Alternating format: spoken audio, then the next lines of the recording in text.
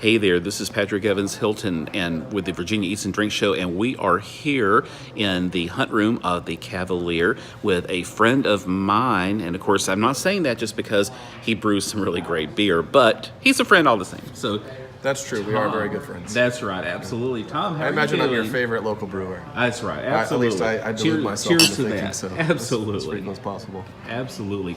So we are here. We're getting ready to record the radio show, and but I wanted to ask you a few questions because even though Young Veterans Brewing, your brewery that you have with Neil McCannon, Yep. You also just recently this year opened another place just not too far from where we are right now. Tell us a little bit about the bunker.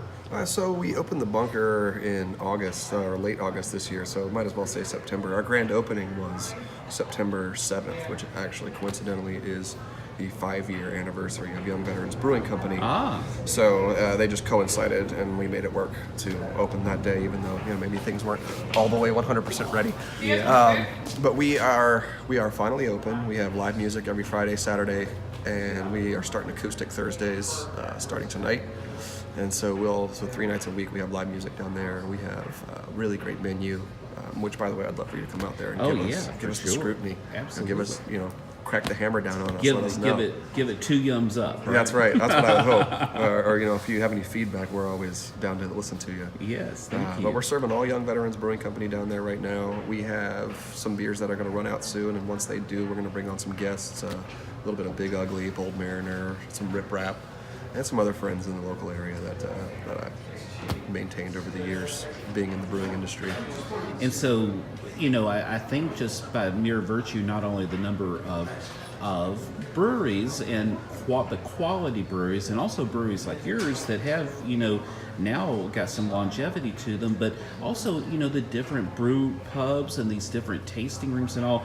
I mean, it really says a lot for the strength of craft brewing in coastal Virginia, I think. Yeah, absolutely. There's ways to get around what we think, a lot of us think is going to happen, which is there's going to be a saturation point. Yeah. And there's a way around that, and that's sort of just maintaining your growth and not trying to reach too far out right now. Right now, oddly enough, is we're trying to hunker down and batten down the hatches a little bit, and that's part of opening the bunker is establishing some roots and staying local and not working our way out into the Outer Banks, which originally that was the plan of, Outer Banks, Northern Virginia, Richmond, and right now we're more focused on the local Hampton Roads area and the new restaurant. Yeah, very good. Well, and so we're entering now. This is late October. We're getting into late fall. We're getting into the winter season. First of all, tell us what we're drinking now, and tell us what you might recommend here coming up for this season. Well, specifically for you, I wanted to bring this beer out here today. This is our new IPA. It's beautiful, too. It's called Kiowa IPA. It's named for the surveillance helicopter that the Army uses. Oh, nice. And so our plan here with this beer was to, actually, sadly, this is not quite news just yet, but this will take the place of Semper Fi IPA in distribution. Okay. It's time to just introduce a new IPA into our repertoire and just push it out there in 6-packs and really get it going. And so that's this beer here. This is the attempt anyways. We have one other IPA coming behind it, and the 2 out of those, one of them is going to get chosen to take the place of Semper Fi IPA going into 2019. And so I wanted to bring this one in for you to taste. This is all Equinaut hopped IPA. We are really big on single hops, especially for something that is potentially a flagship or a new flagship. Yes. Something that's a little easier to make, but I employed some New England style hopping techniques on this. Yes. But I wouldn't call this a New England IPA. This is more or less a standard American IPA, but there is a lot of late addition hops and a big dry hop as well. But we're not attempting to get a lot of haze. We don't filter our beer, so there's going to be some haze there.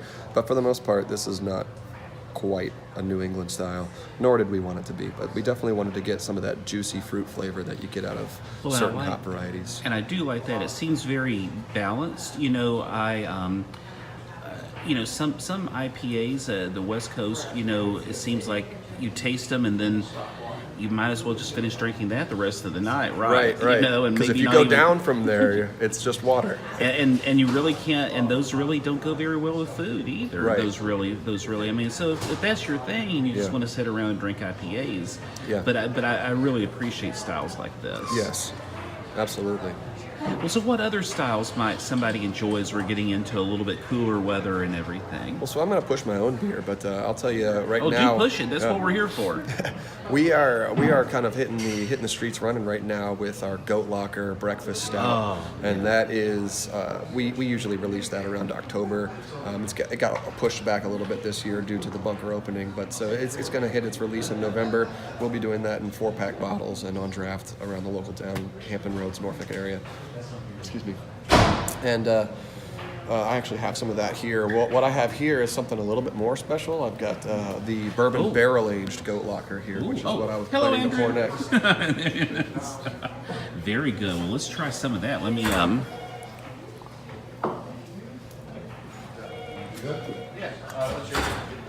Oh, so good.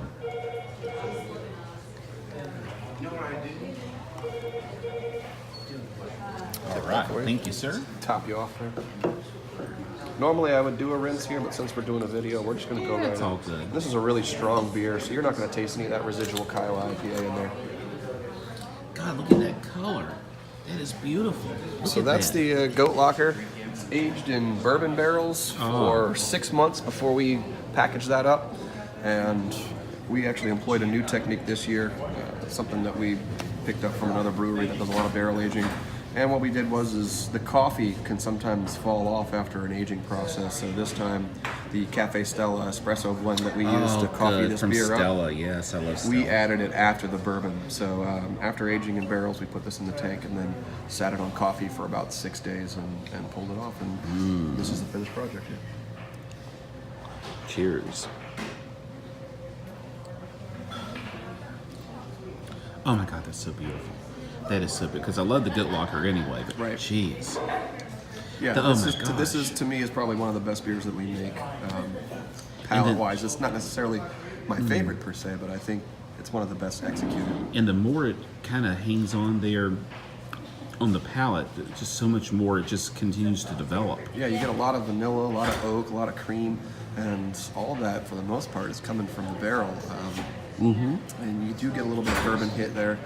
There's a good bit of lactose milk sugar in here too, so the long name for this is a chocolate coffee oatmeal milk stout, because all of those things are in there. And a little bit of flaked oats.